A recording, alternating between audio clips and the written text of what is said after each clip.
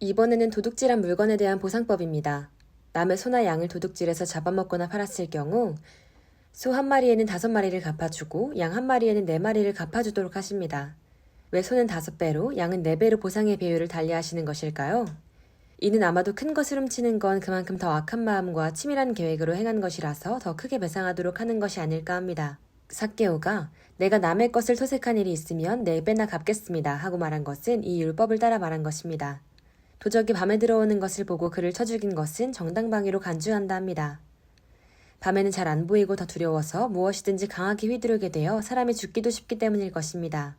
그러나 낮에 들어온 도적을 쳐 죽이면 유죄가 된다고 하십니다. 낮에는 많은 사람이 왕래하고 신속히 도와줄 사람도 있는데 도둑을 사로잡거나 내쫓는 방법을 강구하지 않고 죽이는 것은 과잉방위라 하는 것입니다. 인간의 생명은 귀한 것이니 함부로 죽이지 말고 가능하면 생명을 지켜줄 수 있도록 하라는 것입니다. 이런 규정은 고대의 법전들에서는 찾아볼 수 없는 것입니다. 세상의 법들은 주로 범죄의 재발을 막는 것에 치중하지만 하나님의 율법은 인간에 대한 사랑이 추가된 것이므로 그들과 다른 것입니다. 사람이 짐승을 놓아 먹이다가 남의 밭이나 포도원에 들어가 피해를 끼친 경우에는 자기 밭이나 포도원에 제일 좋은 것으로 갚아주라 하십니다. 이는 별일 없을 것으로 쉽게 생각하고 짐승을 풀어놓아 이웃에게 피해를 준 경우라 추정됩니다. 전혀 고의가 아니었더라도 이웃에게 손해를 입혔으면 충분히 보상해야 한다는 것입니다. 현대에도 이렇게 제대로 보상이 이루어지지 않으면 결국 법적 분쟁으로 간다거나 하는 더 큰 괴로움이 생길 수 있습니다. 법적 분쟁은 오랫동안 그 문제에 얽매이게 하고 정신적으로 많은 고통을 가져다 줍니다. 싸움보다는 가능하면 사랑과 섬김으로 사는 것이 100배 나은 것입니다. 사람이 돈이나 물건, 동물을 다른 사람에게 맡겨서 지키게 하였는데 이것이 분실되거나 죽거나 다쳤는데 이를 본 사람이 없어서 누구의 잘못인지 알지 못하는 경우가 있습니다. 이런 경우 그 맡았던 사람이 하나님 앞에서 자신의 결백을 맹세하면 이를 받아들이고 그에게 배상을 요구해서는 안 된다 하십니다. 하나님께 맹세한다는 것은 그만큼 엄중한 것이고 절대성을 보증하는 행위이므로 이를 의심하지 말고 믿어주라는 것입니다. 거짓 맹세를 할 수도 있지만 그러면 하나님의 이름을 망령되이 일컫는 죄를 짓는 것입니다. 이렇게 거짓으로 맹세를 남발한다면 하나님께 징계를 받거나 결국 주변으로부터 신망을 잃고 어려움에 빠지게 될 것입니다. 그런데 물건이나 동물을 도둑맞은 것이 판명된다면 맡았던 사람이 주인에게 배상을 해야 한다고 합니다. 맡은 자가 책임을 다하지 않아서 발생한 일이니 보상해줘야 한다는 것입니다. 만약 들짐승에게 찢겨 죽은 것이라면 그 증거물을 제시하고 보상하지 않아도 된다 하십니다. 어찌할 수 없이 발생한 피해이기 때문입니다. 과거에 야곱이 라반의 양떼를 지키다가 그 찢긴 것들을 부당하게 배상한 적이 있습니다. 고대의 재산이란 주로 가축과 토지가 많은 부분을 차지했으므로 부자의 가축을 가난한 사람들이 돌봐주는 경우가 흔했던 것 같습니다. 그러므로 이 법은 약자가 부당하게 손해보는 것을 막기 위해 주신 것이라 보여집니다. 오늘날에도 사업을 운영하는 사람들은 직원들의 근로 조건이 불리하게 되어 있는 것은 아닌가 살펴보고 약자들을 보호하려 노력하는 것이 좋을 것입니다. 하나님은 무당을 살려두지 말라 하십니다. 레위기 20장 27절에서는 무당을 돌로 쳐서 죽이라 하십니다. 점치는 것은 이스라엘의 주변 나라들에서 매우 광범위하게 시행되고 있던 것인데 하나님은 이를 엄하게 금지하십니다. 무속인들은 사람을 영적으로 잘못된 길로 가게 만들고 하나님보다는 점괘를 의지하게 해서 믿음을 잃게 만듭니다.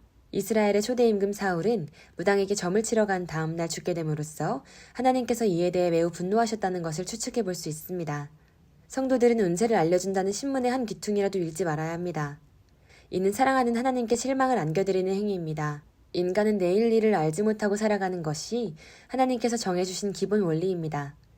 우리는 어려운 일이 생겼을 때에도 알 수 없는 미래에 대해 미리 알아보고 안심하며 가려 하면 안 됩니다. 아무도 이 길을 알려줄 수 없고 알려주려 하면 안 됩니다. 하나님이 알려주지 않는 미래를 누군가가 알려주려 한다면 이는 하나님 앞에 가증스러운 일이며 전적인 월권행위입니다. 하나님은 우리가 아무리 어려운 상황에 직면해도 오직 하나님만 신뢰하고 기도하며 나아가기를 원하십니다. 우리가 짙은 안개 속에서도 하나님이 우리의 발걸음을 당연히 인도해 주실 것을 믿고 보이지 않는 디딤돌을 향해 용감하게 한 걸음씩 한 걸음씩 내딛어 나갈 때에 하나님은 신뢰받는 기쁨을 누리시며 우리에게 최선의 결과를 안겨주시는 것입니다. 사탄과 점치는 자들의 예언은 하나님의 이러한 기쁨을 부당하게 탈취해 갑니다. 우리는 더 이상 미래를 알려고 노력함으로 인해 신실하신 하나님을 불신하는 모양을 보이지 않도록 해야 하겠습니다. 오직 하나님만이 우리의 앞길을 정하는 분이시고 그분만이 홀로 영광을 받으셔야 합니다. 하나님은 이제 나그네로 살고 있는 이방 사람들을 학대하거나 멸시하지 말고 잘 대접해주라는 말씀을 하십니다. 그들은 스스로를 보호할 수 없는 사람들이기 때문입니다. 이스라엘 민족도 이집트에서 고통을 당해본 적이 있으니 이방인의 아픔을 잘 이해할 수 있을 것입니다. 또한 자신들도 하나님 앞에 사랑의 큰 빚을 졌으므로 그 빚을 이방인에게 갚기 위해 노력해야 할 것입니다. 우리도 예수님의 사랑으로 죄와 사망에서 건져지는 은혜를 받았으니 세상을 향해 무한한 용서와 사랑을 베풀 수 있어야 할 것입니다. 또한 구체적으로 우리가 혹시 외국인을 고용해서 사업을 하거나 그들을 관리하는 일을 하고 있다면 이 말씀을 더 깊이 생각해 보아야 할 것입니다. 외국인이 서로 비열한 행동을 하는 것 같아도 그들을 최대한 존중하고 섬겨주려 노력한다면 전도할 기회를 얻을 수도 있고 그렇지 못하다 해도 하나님께서 기뻐하실 것입니다. 하나님께서는 또한 과부나 고아를 해롭게 하지 말라 하십니다. 그렇게 하다가 그들이 하나님께 부르짖으면 하나님은 반드시 이를 듣고 응답하실 것이라 하십니다. 하나님은 공중의 새와 들의 백합화 한 송이까지도 잘 기르시는 분입니다. 그런 분이시므로 의지할 곳 없는 약하고 외로운 가부와 고아들에게는 더 깊은 관심을 보이십니다. 만약 누군가 그들을 멸시하고 해롭게 한다면 하나님께서 그를 해한 사람을 죽게 해서 그 사람의 아내가 과부가 되게 하고 그의 자녀는 고아가 되게 하겠다고 하십니다. 하나님의 말씀 중에 이보다 더 구체적이고 강한 징계를 선언한 곳은 없는 것 같습니다. 그만큼 하나님은 고아와 과부를 불쌍히 여기시고 이 약속을 엄하게 지키실 준비가 되어 있는 것입니다. 비록 우리가 현재는 율법 아래에 있지 않다 해도 이 법을 주신 하나님의 성향은 변하지 않으시는 것을 생각해서 우리는 하나님이 좋지 않게 보실 일은 하지 말아야 할 것입니다. 그보다는 오히려 과부와 고아를 도와주어서 하나님을 기쁘시게 하기를 바랍니다. 또 율법은 돈을 빌려준 경우 이자를 받지 말라 하십니다. 동족에게 이렇게 하라는 것은 특별히 성도 간에 어려운 사람을 긍휼히 여겨주라는 말씀이라 볼 수 있습니다. 그러나 타국인에 대해서는 상업활동으로 이자를 받을 수 있게 하십니다. 만약 옷을 전당 잡고 돈을 빌려준 경우에 이를 갚지 못했어도 해가 지기 전에는 그 옷을 돌려주어 몸을 덮고 잘 수 있도록 해주라 하십니다. 먹을 것이나 더 필수적인 것을 얻기 위해 못을 맡길 정도로 가난한 사람이라면 그는 밤에 덮을 것이 그 겉옷 하나뿐일 수도 있기 때문입니다. 팔레스틴 지방은 일교차가 커서 밤에는 모포 없이 잠자기가 어렵습니다. 오늘날 사막에서 유목 생활을 하는 베두인들도 밤에 겉옷을 덮고 자는 경우가 많다 합니다. 하나님은 사람이 아무리 가난해도 밤의 동물들처럼 맨몸으로 자는 사태가 일어나지 않게 하라는 것 같습니다. 돈보다는 우선 사람의 괴로움을 먼저 생각해야 한다는 것입니다. 우리는 주위에 가난한 사람들이 인간으로서 최소한의 생활을 하고 있는지 좀 더 관심을 가지는 것이 좋을 것 같습니다. 기업들은 외상값을 받지 못할 경우를 대비해서 매출의 일정 액수는 따로 지출로 정해놓습니다. 이를 대손충당금이라 합니다. 우리도 이렇게 수익의 1%나 일정 부분을 미리 떼어둔다면 이 돈으로 어려운 사람을 돕거나 전도, 선교 등을 더 편한 마음으로 할 수 있지 않을까 합니다. 이렇게 하나님을 생각해서 이웃에게 사랑으로 대하다가 손해를 보게 된다면 이는 하나님께서 더 좋은 것으로 갚아주실 것입니다. 그러나 돈을 빌린 사람은 속히 갚도록 노력해야 합니다. 빌린 돈은 생활비를 최저로 아끼는 한이 있어도 어떻게 해서든지 갚아줘야 할 것입니다. 출애굽기 22장 28절에는 재판장을 모독하지 말며 백성의 지도자를 저주하지 말라 하십니다. 그런데 현대를 사는 우리들이 하나님의 뜻에 충실하기 위해 이 말씀을 문자 그대로 해석하여 법관이나 정치 지도를 욕하지 않으려 노력할 필요는 없을 것 같습니다. 이 구절의 재판장은 성경 원문에는 하나님을 가리키는 엘로힘으로 적혀있기 때문입니다. 또한 백성의 지도자도 현대의 정치인이나 공무원들과는 그 의미와 역할이 많이 다릅니다.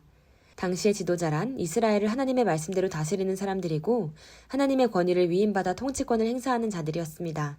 그러므로 이 말씀은 하나님을 욕하지 말고 하나님께서 세우신 일꾼들을 욕함으로써 결국 하나님을 욕하는 짓을 하지 말라는 뜻으로 보는 것이 가장 근접한 해석일 것입니다. 그러므로 우리가 법관이나 정치인들을 비난하는 것은 하나님의 뜻에 어긋난다고 볼 필요 없는 것입니다. 우리는 지도자들이 법과 양심에 맞게 통치하지 않는다고 판단될 때 그들을 비난할 수 있습니다. 그러나 그렇게 한다고 해서 세상이 바뀔 것도 아니므로 우리는 비판을 너무 남발할 필요는 없을 것 같습니다. 그보다는 하나님의 성도들인 우리가 그들과 다르게 정직하고 말씀과 사랑을 실천하는 삶을 살려 힘쓰는 것이 나을 것입니다.